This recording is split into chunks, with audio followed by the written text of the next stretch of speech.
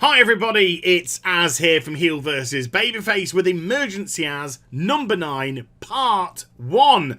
That's because there's a part 2 coming out later tonight. Now, Emergency Az videos, raw reactionary type of videos to things breaking news within the gaming world. But part 1 is actually going to do with something which hasn't broken yet, but something that's very relevant and will be addressed in part 2, which is the Activision Blizzard earnings call, which is going to be announced when this video comes out in approximately 3 hours from the release of this video. Approximately, not exactly sure when this uploads. Now then, the earnings call is for Q2 of this year, so that's April, May of June, focusing on the turnover, the financial earnings of this quarter. Now, it deals with everything. We're not just talking about the World of Warcraft, although the vast majority of people that are watching this video are going to be WoW-centric. That's the information that we really want to hear about. But the earnings is going to be all the games molded together. It's going to be Destiny, it's going to be Hearthstone, it's going to be Heroes of the Storm, it's going to be World of Warcraft, etc., etc. So you have to take that into consideration. But because my channel tends to deal with MMOs as its main focal point, let's have a look at the game that you're probably all here for, World of Warcraft.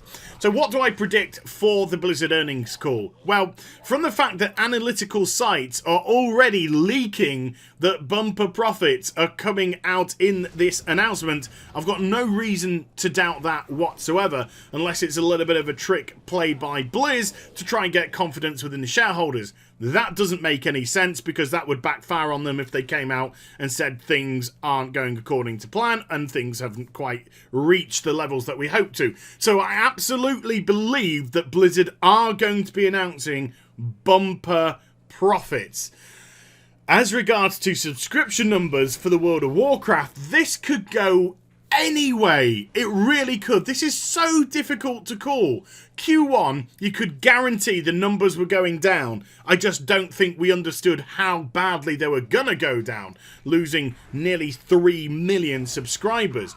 But at the beginning of April, so the very beginning of Q2, they announced the WoW token, a way for players that had a lot of in-game currency to play the World of Warcraft in essence for free.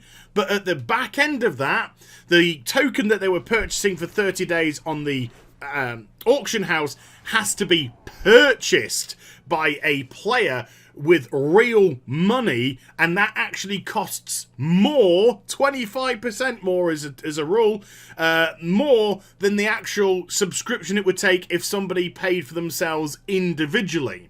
Now, if Blizzard are announcing bumper profits, then the WoW token surely has to have a considerable, or at least a partial responsibility for that. So I've got a feeling sub numbers are actually going to go up. But I think this is an absolute false economy. I think they're going up because players that would have normally have left the game and thought, screw this for a sausage sandwich, because let's be in no doubt, Warlords of Draenor is terrible at the moment. It's at the worst it's ever been for the World of Warcraft, and you know, it really doesn't deserve the numbers that it's getting. It's just this sense of familiarity that we have with the game, and like I say, there's a big psychological aspect which surrounds WoW and leaving it because of all time, fiscal investments, social investments that you've made. And, you know, there's loads of sort of mitigating circumstances for not leaving the World of Warcraft, even if you think that you want to.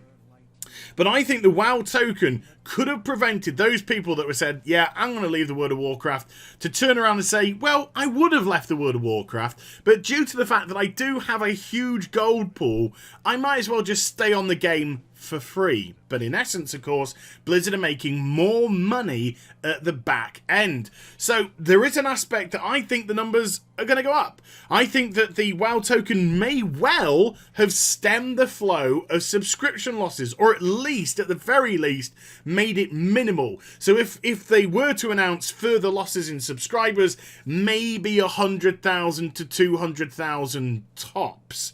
That's what I'm kind of imagining. So even if it doesn't manage to stop people from leaving the game, it's definitely going to sort of plug the hole as regards to that. One thing that would be very intriguing to see is if Blizzard announces bumper profits, but announces huge sub losses again. So let's just say, for argument's sake, and I'm going to play devil's advocate here, Blizzard come out and say, we are announcing bumper profits. We have gone way above and beyond the expectations that we set ourselves. Shareholders, you're just going to get richer and richer. And then they turn around and say, FYI, World of Warcraft has lost 1.1 million and have gone down to 6 million subscribers. If they were to do that, I think that shows a real sort of direction that Activision Blizzard are showing, and unashamedly so. And that direction is fuck the customer. Fuck the customer, just get their money. Because at the end of the day, if they gave a shit about the community, and if they gave a shit about people leaving the World of Warcraft, they would have made an effort with Warlords of Draenor. They haven't. They've abandoned it. It's clear. They've given up on the content. 6.2 is... it's just appalling. It's an appalling patch. There wasn't anything there that will keep people playing in the long term. All focus seems to have gone onto the new expansion. Now, some people might say, well, that's a good thing, surely. They've given up on WoD, and they're focusing on the next expansion. Hopefully, we'll get a great next expansion. Well, do you know what? That's what everyone said about Mists of Pandaria. They've kind of given up on that. That's why I aren't any content for 14 months, because they're working on making Warlords of Draenor great. How did that work out for us? Spoilers. Not so good. Right, so you can't sort of rely on that. Also, Blizzard have a duty to their paying customer. Bear in mind, remember, this is speculative now. This is just the devil's advocate section of the video.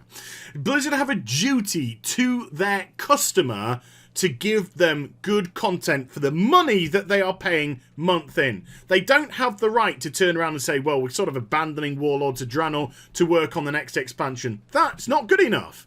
That is absolutely not good enough, especially with the team the size that they say there is, which is around 220 people, and Ian Hazacostas reaffirmed that in recent interviews. So that isn't good enough. So that, remember, of course, is the speculative part. If numbers have gone down sufficiently with Blizzard still announcing bumper profits, it just shows that their only concern is to the shareholder, and their only concern is to make dollar, and, you know, it's not their sort of prerogative that they want to look after the customer and make sure that they have plenty to do.